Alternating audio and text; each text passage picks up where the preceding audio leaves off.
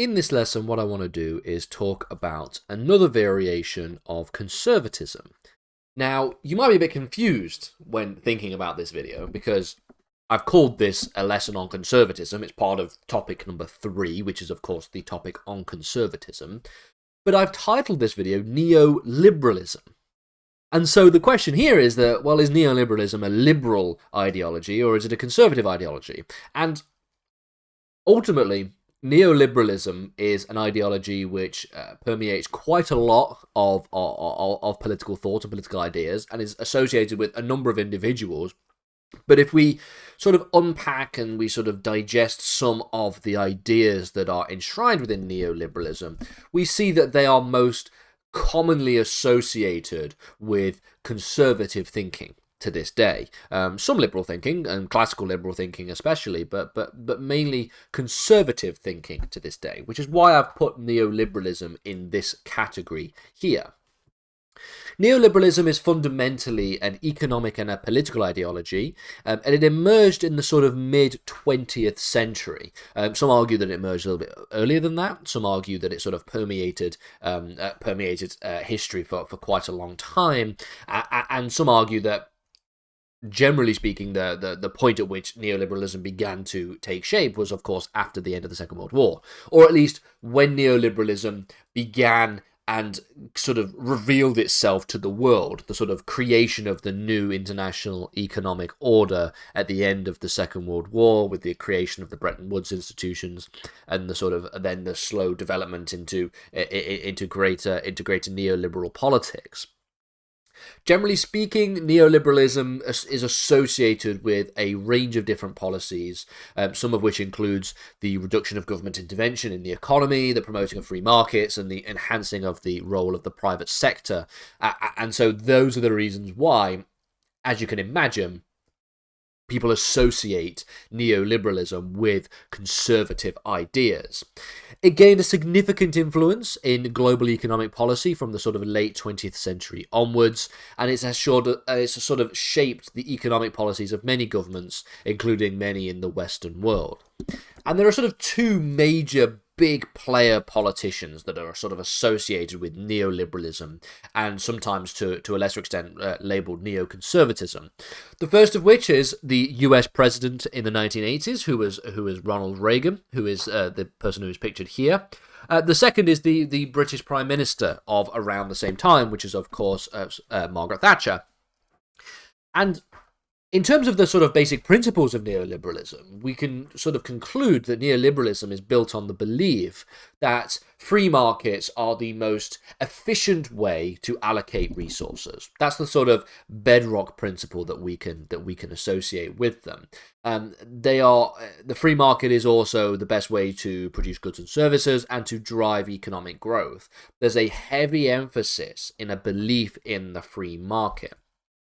It posits that market competition leads to innovation. Market competition leads to lower prices. It leads to better quality products. And the result of all of this is that neoliberals advocate for reducing government regulation in the economy. They argue that too much regulation will essentially stifle business. It will discourage entrepreneurship.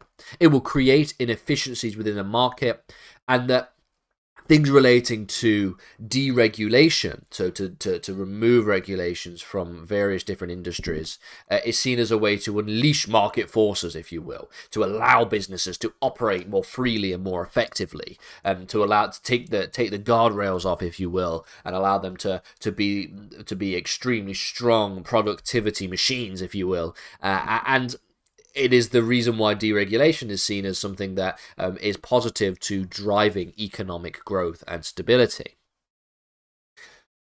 Another very important aspect of neoliberal politics is this idea of privatization. Neoliberalism essentially emphasizes that there is a superiority when it comes to private ownership of various different industries over that of public ownership. And so the result of that is that there is a promotion of privatization of the various different state-owned enterprises. What does this actually mean? Privatization essentially refers to taking an industry and putting it in the hands of a private corporation, fundamentally. So, for example, you could talk about the fact that privatization of the rail industry in Great Britain took place under Margaret Thatcher. Rail was once nationalised, it was once owned by the state, or at least controlled by the state, and there's through the process of privatization has led to a situation where we now have private rail corporations that run this particular industry. Now, private companies are more efficient, apparently. They innovate, and they are better at meeting consumer demands than government-run entities. And so, for those reasons, essentially what privatization alleges to be able to do is to be able to essentially promote efficiency within a particular industry. Now, in terms of my personal views, I'm saying allegedly and all this kind of stuff. I'm not a neoliberal, but privatization is something that really depends on the industry that you're talking about. There are probably some industries and some sectors of the economy that would benefit greater from privatization than others. So the idea, however, behind neoliberalism is this general trend towards privatization of most industries, rather than this sort of more holistic view of looking at how the market operates, looking at the market forces, looking at the sort of the tendency of a particular market to tend towards oligopoly or monopoly, and in those situations thinking about, well, in that case then surely nationalization is a more efficient and more effective means of running that particular industry. There's various different ways in which we can think about it, and there are various different ways in which we can analyze it. This obviously isn't an economics channel. We do economics over on the Business Academy, and so I'm not going to divulge more and more economics on this channel. If you want to go and have a look at some more economic stuff, go over to that channel instead. The ideology advocates essentially for a smaller public sector with fewer state-run industries and services.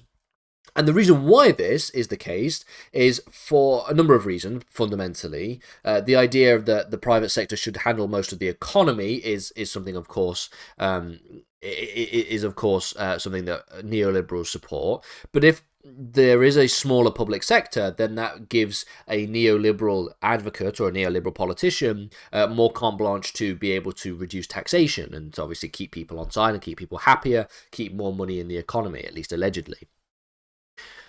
And so instead, what the government is reduced to, apart from the sort of maintenance of basic parts of the state, so things like the criminal justice system, for example. But other than that, they are reduced to creating an environment which is conducive to business through stable laws and stable regulations.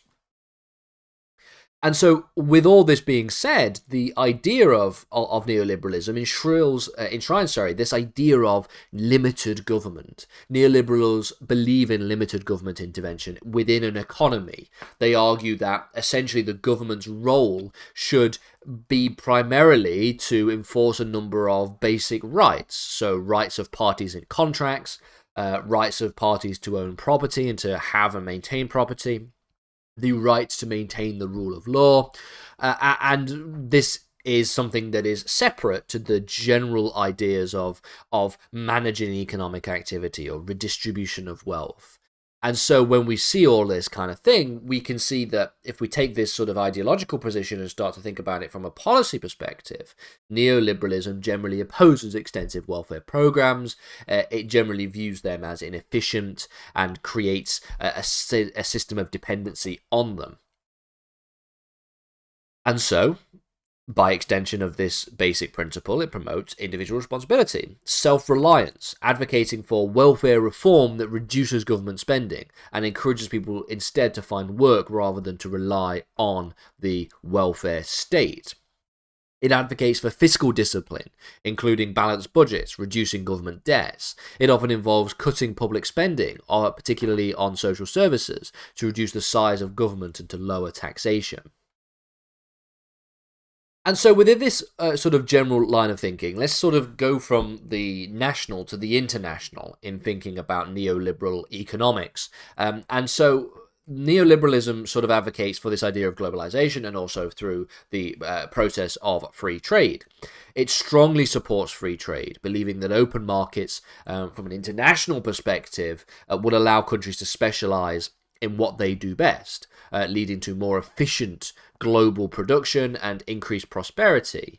This involves a reduction in tariffs and a reduction in trade barriers and a reduction in the restrictions of capital flows when it comes to making foreign investments and foreign investment flows. Neoliberal policies will often encourage the growth of multinational corporations, and this will obviously go with the support in their ability to operate across borders with minimal government interference. So that's a basic understanding of the sort of international politics or international economic ideas of neoliberalism. What about this idea that we associate specifically, this sort of observation that we associate specifically with Ronald Reagan himself? This is a process known as Reaganomics, or at least an idea known as Reaganomics. And it's really where we see the sort of, at least the growth in the popularity of neoliberalism. Particularly during the 1970s and 1980s, we see that this was a period marked by economic crisis, including things like stagflation, which was a term to describe a combination of both high unemployment and high inflation, which is obviously not what you want in an economy. And what this did was lead to a sort of shift away from basic Keynesian macroeconomic policies. Keynesian economic policies would emphasize government intervention and instead advocate more towards neoliberal policies, which prioritize free markets and deregulation. And the reason for this is, of course, because there is this sort of emphasis on Keynesian policies and when it comes to macroeconomics more generally, macroeconomic policy, and that didn't seem to work, or at least there was this period of stagflation. There was something that was going wrong, at least in the minds of people who were operating and running the economy back in the 80s and the 70s. So instead, let's emphasize move towards more neoliberal policies, prioritizing free markets, prioritizing deregulation. And we see that this is famously implemented with Ronald Reagan and Margaret Thatcher in the 1980s. Their policies included tax cuts, deregulation, privatization of state-owned enterprises, reduction in the power of labor unions, such as to reduce the right to association and the freedom to strike in various circumstances. Didn't stop some people, though, if you know anything about British history in the 1980s. And the 1970s, in fact, as well. Neoliberalism also spread globally. We see that this takes place through the Bretton Woods institutions, through the institutions that were established at the end of the Second World War, specifically the IMF, the International Monetary Fund, and the World Bank, and the sort of precursor to the World Trade Organization. The World Trade Organization began in 1995, but the precursor to this began in 1947, which was, of course, the General Agreement on Tariffs and Trade, which was a sort of interim agreement. It was less of an institutional foundation of international trade like the WTO is today, but it was nevertheless something that enshrined basic principles of GATT-era international trading law and international trade politics. All of these often promoted neoliberal politics and conditions for financial assistance or membership. These influenced quite a lot of economic reforms in places like Latin America, Eastern Europe at the end of the Cold War, when we see the collapse of the Soviet Union, enshrining this idea known as gangster capitalism, where we see the sort of hemorrhaging of Eastern European assets. And this is there's a sort of a little bit of a political partisan understanding of that particular process, in which some people argue that this was just the basic neoliberal politics of the West imposing quite significant capitalist shock therapy on Eastern Europe. But you have to also remember that many people within Eastern Europe welcomed and were actively involved in that same kind of shock therapy tactics to enrich themselves. There's a reason why Russian oligarchs are particularly rich. And that's not only because of the kind of enriching processes that's taken place over the Putin dictatorship, but also previous to Putin, obviously, with the collapse of the Soviet Union. This is, of course, a little bit beyond the sort of ideas of a basic political philosophy course, but just as a sort of general adding the meat to the bones of this particular topic, that is something that is also important to remember.